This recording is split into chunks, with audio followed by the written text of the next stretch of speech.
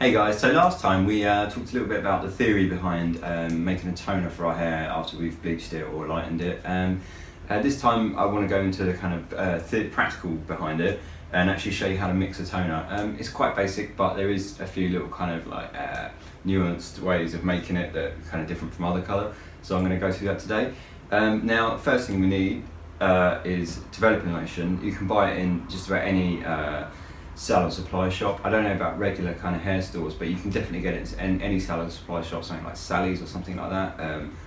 And you need 6%. They come in different strengths. You get 3, 6, 9, 12%. For today's purpose, we need 6%. I'll go into a little bit more about that whilst we're actually mixing. But yeah, we need 6% of that, or 20 volt. They come in different, most of them will say both of the ways of measuring it, but it's either 6% or 20 volume. And that's the same thing, 6% or 20 volume developing lotion. You need your colour that you're going to use, permanent tube. I've got Goldwell today. It doesn't matter if it's Goldwell or not, that's just what I use. It needs some scales. We need a set of scales, just to be quite precise with our ratios. It is quite important, and you'll see why in a minute, but it's not just, it's best to use scales if you've got some. You need just a little jug or something that you can put some water in. It's not the end of the world. And you need a brush and a mixing bowl, and that's pretty much it for all the things you need. So yeah, what I'll do is I'll get on and show you how to mix that now, and we'll talk a bit about through the whys we're mixing it the way we are whilst we're doing that. Okay, so first thing we want to do is we've got the scales and we've zeroed it with the mixing bowl on top of them. Now the ratio we're going to do today is we're going to use 1 water, 1 colour to 1 developer, so it's 1 to 1 to 1. Now, and the example I'm going to use is 10 ml because I'm just going to throw it away, so I don't need that much. So what I mean by 1 to 1 to 1 is we're going to use 10 ml of water, 10 ml of colour and 10 ml of developing lotion. Now, by using 6% developer, so first of all we stick that in and I'll carry on, sorry. So there's the 10 ml of water there. Now we're going to use 6% developer. Now the purpose of using 6% developer and mix it down with water is that by using 1 to 1 of developer and water, what we're doing essentially is we're creating a 3% developing lotion because we are diluting it 1 to 1 with the water. So by diluting it with the water, we're actually creating a 3%. Now 6% is for lifting hair, 3% is for depositing tone. So you can ask the question, so why don't you just use a 3% developer to start with? And the answer is, the reason that I wanted to show you this video like this, and that's the answer there, is that you get a it's much more fluid, it's much more watery, it's the consistency is just not so cake mix like. And when we're making a toner, that's incredibly important, because when we're making a toner, we need to get it on as fast as possible.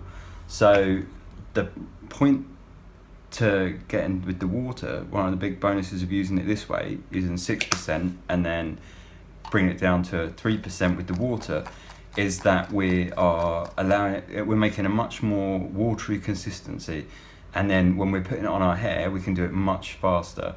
Somehow I'm losing a millimetre every time I'm doing it, so we're just going to carry on.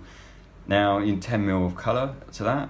I'll be honest, normally I do it the other way around, but I wanted to show you the consistency of the lotion. Well, this is not such a big deal, so it's fine. So yeah, 10 ml of the colour to that, and then just give it a good stir together, and that's basically, once that's stirred up, that will be our toner.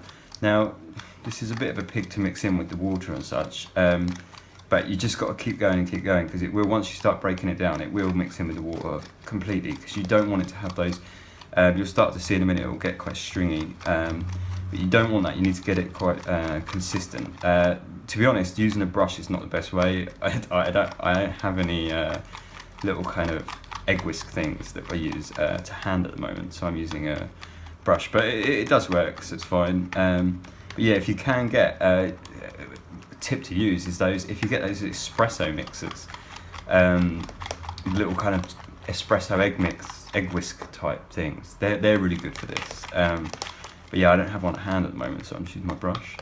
But yeah, so you mix it all together, and let's say that 1 to 1 to 1 with the water, it just really helps it to get a better consistency to put it onto your hair, because when you're making a toner, as we said in the last video, you need to get it on as quick as possible. Now, if you're doing it without the water and just using a 3% developer with 1 to 1 with the colour, it's less less runny, so it becomes much more of a chore to get it into the hair. And but with the water as well, you can really just throw it on the hair a lot quicker, and that's a great help when you're trying to get it on fast. So that's pretty much it. We've mixed our toner, so that's your toner really, and then you just bang that on the hair as fast as possible. Now, it's unlikely that you're going to be using one colour for a toner, so obviously you need to mix that with your own mixture first. And in terms of amounts, now I used to say 10ml of each, 10ml colour, 10ml of developing lotion, 10ml of water.